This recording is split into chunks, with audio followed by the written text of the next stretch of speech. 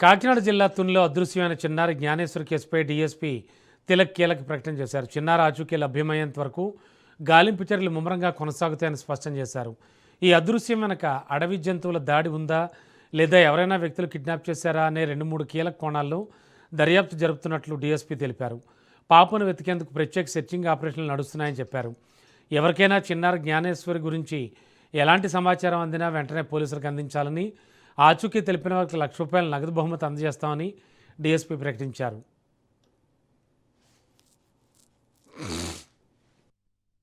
జిల్లా యంత్రాంగంలో మొత్తం అంతా ఇక్కడే కాన్సన్ట్రేషన్ చేసి మిస్ అయిన 2-3 గంటల నుండి మేము ఇందులో నిమగ్నమై వెంటనే ఈ తోటగా అనుకొని ఉన్నటువంటి ఒక 1000 ఎకరాల విస్తీర్ణం కలిగిన నల్లగొండ అనే ఆ కొండపైనే సెర్చింగ్ ఆపరేషన్ మొదలుపెట్టాము.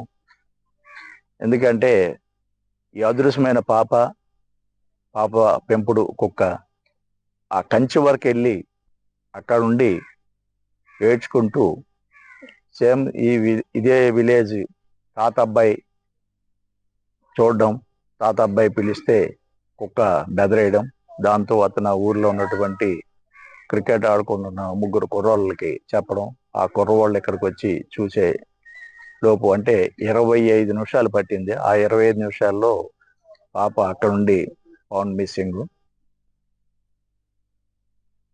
జిల్లా యంత్రాంగంలో